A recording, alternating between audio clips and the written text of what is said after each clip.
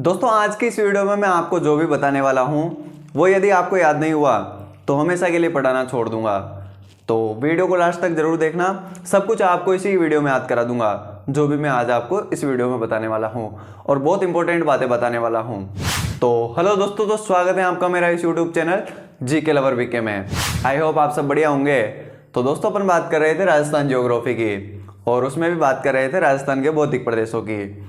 तो पिछली वीडियो में अपन ने हाड़ौती के पठार को अच्छी तरीके से समझा है और सब कुछ विशेषताएं याद की हैं। अपन ने क्लास में याद किया करा दिया था मैंने आपको, तो उनको भी देख लेना। ये अपना हाड़ौती का पठार है, ये अपना पूर्वी मैदानी प्रदेश है, ये अरावली पर्वतमाला है और ये अपना पश्चिमी मरुस्थलीय प्रदेश है। डॉक्टर हरिमोहन सक्सेना ने 1994 में राजस्थान का प्रादेशिक भूगोल नामक पुस्तक में अपने राजस्थान का क्या क्या है भौतिक विभाजन किया है। उसको अपन ने फर्स्ट वीडियो में अच्छे से समझा है कि किन किन लोगों ने कब कब विभाजन किया राजस्थान का। तो हाड़ौती के पठार की अपन ने अच्छे से बात की है। तो आज बात करने वाले हैं अपन पूर्वी मैदानी प्रदेश की। बहुत ही सिंपल है और सब कुछ यहीं पर याद हो जाएगा, बस वीडियो को लास्ट तक देखना। तो सबसे पहले इसका विस्तार देखते हैं। मैंने मैप बना दिया है। यहाँ पे अपना भरतपुर जिला है, धौलपुर जिला है, करौली जिला है और अपना कौन सा जिला है, सवाई माधोपुर। यहाँ पर अपना कौन सा जिला हो जाएगा, दौसा जिला हो जाएगा। यहाँ पर अपना टोंक जिला हो जाएगा। यहाँ पर अपना बूंदी है जो हाड़ौती प्रदेश में आ जाता है। और फिर आएगा अपना भीलवाड़ा, चित्तौड़गढ़, प्रतापगढ़, बांसवाड़ा और डूंगरपुर। एक बार लिख देता हूँ कौन कौन सा, भरतपुर, धौलपुर, करौली, सवाई माधोपुर। मैप आपको अच्छी तरीके से याद होना चाहिए कि कौन कौन सा जिला कहाँ पर है। भरतपुर, दौसा, करौली, सवाई माधोपुर। अपना यहाँ पर दौसा, ठीक है। कौन सा जिला, दौसा। यहाँ पर अपना टोंक जिला, कौन सा जिला, टोंक के नीचे अपना बूंदी है जो कि हाड़ौती के पठार में आ जाता है। यहाँ पर अपना भीलवाड़ा है, कौन सा वाड़ा है, भीलवाड़ा। यहाँ पर अपना कौन सा जिला हो जाएगा, चित्तौड़गढ़, कौन सा जिला, चित्तौड़गढ़। उसके बाद अपना प्रतापगढ़, कौन सा जिला, प्रतापगढ़। फिर अपना लास्ट में बांसवाड़ा जिला और इधर अपना डूंगरपुर जिला। तो गिन लो कितने हो गए, 1 2 3 4 5 6 7 8 9 10, कितने हो गए, 11 जिले हो गए। 10 कैसे, 11 जिले हो गए। एक अपना जयपुर का थोड़ा सा भाग आ जाता है लेकिन उसको अरावली पर्वतमाला में गिना जाता है, मुख्यतः अरावली पर्वतमाला में, क्योंकि वहाँ पर बहुत सारी चोटियाँ हैं, जैसे बैराट हो गई, सेवर हो गई, ऐसे बहुत सारी पहाड़ियाँ हैं, तो उनको अरावली पर्वतमाला में पढ़ेंगे तो वहाँ पर, ठीक है। तो यहाँ पर अपने ये जिले हैं। तो इसका क्षेत्रफल कितना है, इसका क्षेत्रफल हो जाएगा, इसका क्षेत्रफल हो जाएगा 23 पॉइंट, इसका डबल कर दो 46%, 23.46, कितना हो जाएगा, 23.46। जनसंख्या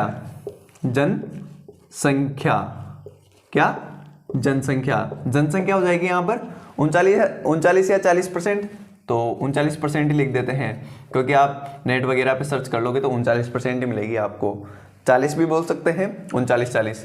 तो क्षेत्रफल आधा है और जनसंख्या लगभग डबल हो रही है, तो जनघनत्व यहाँ का क्या होगा, सर्वाधिक होगा। क्या होगा, जनघनत्व सर्वाधिक, जनघनत्व सबसे ज्यादा, यानी कि चारों भौतिक प्रदेशों में सबसे ज्यादा जनघनत्व अपने पूर्वी मैदानी प्रदेश का ही होगा। सबसे ज्यादा किसका होगा, अपने इसी पूर्वी मैदानी प्रदेश का होगा। क्यों, क्योंकि यहाँ पर जो आपको पता है यमुना नदी बहती है उत्तर प्रदेश में अपने पास में ही, तो लगभग गंगा यमुना का जो बेसिन है वहाँ पर जलोढ़ मृदा पाई जाती है। इसके बेसिन में क्या पाई जाती है, जलोढ़ मृदा। और लाखों करोड़ों वर्ष पहले जो ये गंगा यमुना का जो जलोढ़ है वो अपने इसी मैदानी प्रदेश में क्या हो गया, जम गया, इसलिए इस मैदान का निर्माण हो गया। और यहाँ पर बहुत बड़ी बड़ी नदियाँ बहती हैं, जैसे अपने बनास नदी चली गई, यहाँ से राजसमंद से निकली और फिर सवाई माधोपुर में जाकर चंबल में, और अपनी चंबल देख लो, इसके सारे यहाँ पर जाती हैं। अपनी बाणगंगा देख लो, साबी देख लो, रूपारेल देख लो, बहुत सारी नदियाँ हैं। तो नदियों की वजह से भी यहाँ पर जलोढ़ मृदा पाई जाती है। और जहाँ पर जलोढ़ मृदा होगी वहाँ पर कृषि भी अच्छी होगी। और अपने भारत देश तो कृषि प्रधान देश है, यहाँ पर अर्थव्यवस्था का ज़्यादातर अर्थव्यवस्था कृषि पर ही आधारित है। तो जनसंख्या भी यहाँ पर बहुत ज़्यादा हो जाएगी। भाई किसान वगैरह तो उपजाऊ जमीन पर ही खेती करेंगे, तो यहाँ पर उपजाऊ जमीन है। कौन सी जमीन है? उपजाऊ जमीन है। तो यहाँ की मृदा, मृदा हो जाएगी जलोढ़। कौन सी मृदा हो जाएगी? जलोढ़, जिसका वैज्ञानिक नाम एल्फिसोल। क्या हो जाएगा? एल्फिसोल, एल्फिसोल। और ये कैसे बनी है भाई? गंगा यमुना का जो जलोढ़ मिट्टी आई है उसका जमा हो गया लाखों करोड़ों साल पहले, इसलिए यहाँ पर मैदान बना। और यहाँ पर अपनी बहुत अच्छी अच्छी नदियाँ हैं, बहुत बड़ी बड़ी नदियाँ हैं। बनास हो गई राजस्थान में पूर्णतः बहने वाली सबसे लंबी नदी, जिसकी अपन ने अच्छे से बात कर ली कि कहाँ कहाँ से बहती हैं। फिर चंबल नदी भी यहीं से। फिर इसका ढलान देखते हैं। ढलान देखो भाई, चंबल नदी भी अपनी यूँ जाती है, बनास नदी भी यूँ जाती है, बाणगंगा नदी भी यूँ जाती हैं, साबी भी यूँ ही जाती हैं, और अपनी रूपा रेल भी यूँ ही जाती हैं, जो कि अपनी इसकी मुख्य मुख्य नदियाँ हैं। तो सभी नदियाँ पश्चिम से पूर्व की ओर, तो इसका ढलान भी क्या हो जाएगा? पश्चिम से पूर्व। क्या हो जाएगा? ढलान हो जाएगा पश्चिम से पूर्व। क्या हो जाएगा? पश्चिम से पूर्व, पश्चिम से पूर्व, पश्चिम से पूर्व। और अब फैक्ट वगैरह की बात करते हैं। देखो फैक्ट में बात करते हैं, इसका क्षेत्रफल है 23.46%, 23.46%, जो कि क्षेत्रफल की दृष्टि से दूसरा सबसे बड़ा भौतिक प्रदेश है। सबसे बड़ा तो कौन सा हो जाएगा? पश्चिमी मरुस्थलीय प्रदेश। तो क्षेत्रफल की दृष्टि से दूसरा सबसे बड़ा अपना यही हो जाएगा। कौन सा वाला? अपना पूर्वी मैदानी प्रदेश। तो पहले हेडिंग तो लगा देते हैं भाई, अपन ने हेडिंग भी नहीं लगाया, तो पहले हेडिंग लगा देते हैं, याद रहे या नहीं रहे आपको। ये हो जाएगा अपना पूर्वी मैदानी प्रदेश। कौन सा? पूर्वी मैदानी प्रदेश। अपन क्या पढ़ रहे हैं? पूर्वी मैदानी प्रदेश, पूर्वी मैदानी प्रदेश। क्या पढ़ रहे हैं? पूर्वी मैदानी प्रदेश पढ़ रहे हैं अपन लोग। तो क्षेत्रफल की दृष्टि से यहाँ पर लिख देते हैं आराम से, क्षेत्रफल की दृष्टि से दूसरा सबसे बड़ा भौतिक प्रदेश। क्षेत्रफल की दृष्टि से, क्षेत्रफल की दृष्टि से दूसरा सबसे बड़ा, दूसरा सबसे बड़ा, दूसरा सबसे बड़ा भौतिक प्रदेश। और जनघनत्व की दृष्टि से सबसे बड़ा। जनघनत्व क्या होता है कि भाई 1 किलोमीटर स्क्वायर वाले एरिया में जितने लोग रहते हैं उसको क्या बोलते हैं? जनघनत्व बोलते हैं, सबसे बड़ा भौतिक प्रदेश। और अपने राजस्थान का जनघनत्व कितना है? 200। कितना है? 200 है। नॉर्मल है अपने राजस्थान में, तो जनसंख्या ज़्यादा नहीं है, नॉर्मली है, क्योंकि क्षेत्रफल की दृष्टि से अपना राजस्थान सबसे बड़ा राज्य है पूरे इंडिया का। तो ये इसकी कुछ सामान्य सी विशेषताएं हैं। इसके बाद बात करते हैं यहाँ पर वर्षा की। यहाँ पर वर्षा होती है 60 से 80 सेंटीमीटर या 50 से 80 सेंटीमीटर मान लो, तो वर्षा लिख देता हूँ 50 से 80 सेंटीमीटर, यानी कि अच्छी खासी वर्षा हो जाती है यहाँ पर, ना ज़रूरत से ज़्यादा ना ज़रूरत से कम, यानी कि 50 से 80 सेंटीमीटर के लगभग वर्षा हो जाती है। अपने हाड़ौती के पठार में तो बहुत ज़्यादा वर्षा होती है, 80 सेंटीमीटर से अधिक वर्षा होती है अपने यहाँ पर हाड़ौती के पठार में। उसके बाद जलवायु। जलवायु जब अपन अलग से टॉपिक पढ़ेंगे वहाँ पर भी बात कर लेंगे। तो यहाँ पर जलवायु हो जाएगी उप आर्द्र जलवायु। कौन सी जलवायु? उप आर्द्र जलवायु, उप आर्द्र जलवायु, उप आर्द्र जलवायु। और अपने हाड़ौती के पठार में कौन सी जलवायु थी? अति आर्द्र जलवायु। कौन सी जलवायु? अति आर्द्र जलवायु। और एक फैक्ट ये हो जाएगा कि भाई अपने हाड़ौती के पठार में तो फिर भी बलुआ पत्थर और एल्यूमिनियम वगैरह मिल जाता है, लेकिन ये तो बिल्कुल ही निर्धन है, यहाँ पर तो कुछ भी नहीं मिलता, मतलब खनिज में कुछ भी नहीं मिलता, यहाँ पर बहुत कम चीज़ें मिलती हैं। सबसे ज़्यादा अपने अरावली पर्वतमाला में मिलेंगी, क्योंकि यहाँ पर पर्वत पठार हैं तो उनमें चीज़ें दबी हुई हैं, बहुत सारी चीज़ें मिलती हैं, सोना चांदी जो भी मिलता है इसी अरावली, यानी कि आपने देखा होगा कि पर्वत पहाड़ पे ही जब खोदते हैं तो वहीं पर मिलती हैं चीज़ें। अपने यहाँ पर तो बस खेती होती है, अच्छी खासी खेती हो जाती है। तो खनिजों की दृष्टि से राजस्थान का सबसे निर्धन भौतिक प्रदेश। निर्धन किसको बोलते हैं? गरीब को, यानी कि इसके पास कुछ भी नहीं है, इसके पास कुछ भी नहीं है खनिजों में। तो खनिजों की दृष्टि से, खनिजों की दृष्टि से, खनिजों की दृष्टि से, दृष्टि से राजस्थान का सबसे निर्धन, सबसे निर्धन, निर्धन यानी गरीब, पुअर, निर्धन भौतिक प्रदेश, निर्धन भौतिक प्रदेश। तो ये अपना क्या हो जाएगा? पूर्वी मैदानी प्रदेश। और ये किसका अवशेष है? ये अवशेष है अपने तैतीस सागर का। किसका अवशेष है? 33 सागर का,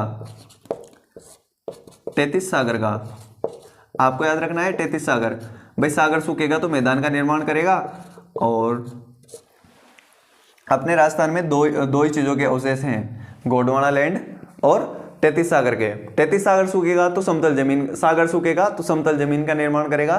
तो अपना जो पश्चिमी मरुस्थलीय प्रदेश और अपना जो पूर्वी मैदानी प्रदेश है, ये क्या है, समतल हैं। तो ये 33 सागर का अवशेष है। और जहाँ पर ऊंचे ऊंचे पहाड़ होंगे वो किसी लैंड जमीन के अवशेष होंगे, तो अपना अरावली पर्वतमाला और जो हाड़ौती का पठार है, क्योंकि ये भी 450 मीटर ऊंचा है अपने किससे, समुद्र तल से। तो यहाँ पर पहाड़ है, यहाँ पर पठार है, तो ये भी ऊंचा ऊंचा है, तो ये किसी लैंड का भाग है, यानी कि गोंडवाना लैंड का भाग है। तो ये 33 सागर गोंडवाना लैंड, 33 सागर गोंडवाना लैंड, इन सब के अवशेष हैं। ये इसकी कुछ सामान्य सी बातें हैं। और इसके अलावा यहाँ पर सिंचाई का साधन क्या है, नलकूप और कुएं, यानी कि यहाँ पर सिंचाई किन किन से की जाती है, नलकूपों और कुओं से की जाती है, मुख्यतः नलकूपों और कुओं से। तो सिंचाई लिख देते हैं, सिंचाई नलकूप एवं कुओं से, नलकूप एवं कुओं से, मुख्यतः नलकूप एवं कुओं से। और यहाँ पर ये सर्वाधिक उपजाऊ हो जाएगा, क्या हो जाएगा, सर्वाधिक उपजाऊ, सर्वाधिक उपजाऊ, क्या हो जाएगा, सर्वाधिक उपजाऊ। और सर्वाधिक कृषि संभावना वाला भौतिक प्रदेश, सर्वाधिक कृषि संभावना वाला, यानी कि सर्वाधिक कृषि यहीं पर होती है और संभावना भी यहीं पर होगी। क्यों, क्योंकि यहाँ पर जलोढ़ मिट्टी पाई जाती है।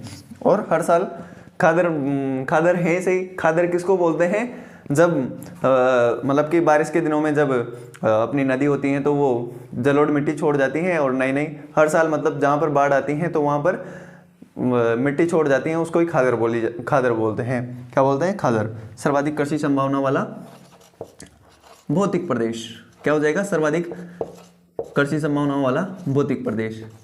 तो ये इसकी कुछ सामान्य सी बातें हैं, ज़्यादा बड़ी बातें हैं नहीं कि भाई क्षेत्रफल 23.46%, जनसंख्या 39%, तो जनघनत्व की दृष्टि से सबसे बड़ा भौतिक प्रदेश हो जाएगा। और मृदा हो जाएगी यहाँ पर जलोढ़िया एल्फिसोल, और ढलान हो जाएगा पश्चिम से पूर्व, क्योंकि इसकी मुख्य नदी बनास नदी मान लो, चंबल नदी मान लो, बाणगंगा मान लो, साबी मान लो, रूपारेल मान लो, इसमें ये मुख्य नदियां हैं, तो इनका ढलान पश्चिम से पूर्व की ओर है। अपन ने सभी नदियों की बात की है, साबी शाहपुरा जयपुर से निकलती हैं, सेवर शाहपुरा जयपुर से, फिर वो अलवर भरतपुर, ऐसे बहुत सारे जिलों में बहती हैं। फिर बनास भी अपने देखो राजसमंद से निकलती हैं, फिर ऐसे बहती हुई अजमेर होती हुई टोंक, सवाई माधोपुर, रामेश्वरम में, चंबल में मिल जाती हैं। चंबल भी कोटा, बूंदी, सवाई माधोपुर, करौली, धौलपुर होती हुई इटावा यूपी में, यमुना में मिल जाती हैं। अपन ने सभी नदियों की बात की है।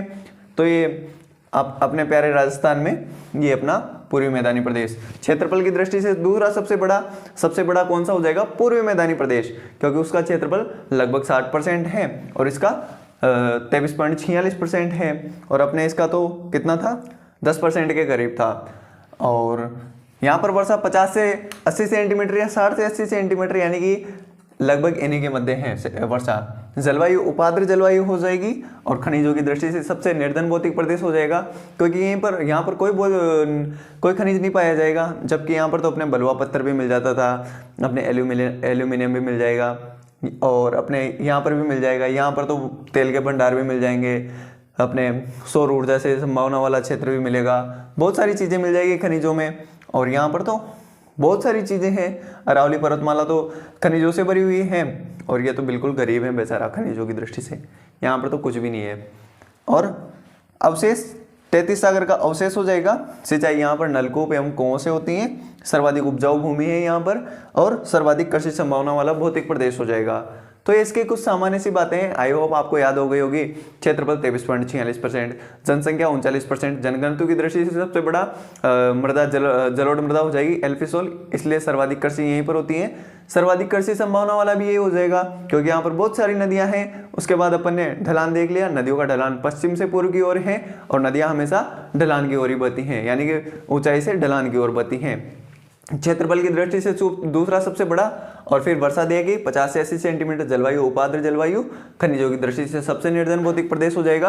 और फिर सिंचाई अवशेष 33 सागर का, सिंचाई नलकूप कुओं से, और सर्वाधिक कृषि संभावना वाला भौतिक प्रदेश हो जाएगा, और सर्वाधिक उपजाऊ भी यही हो जाएगा।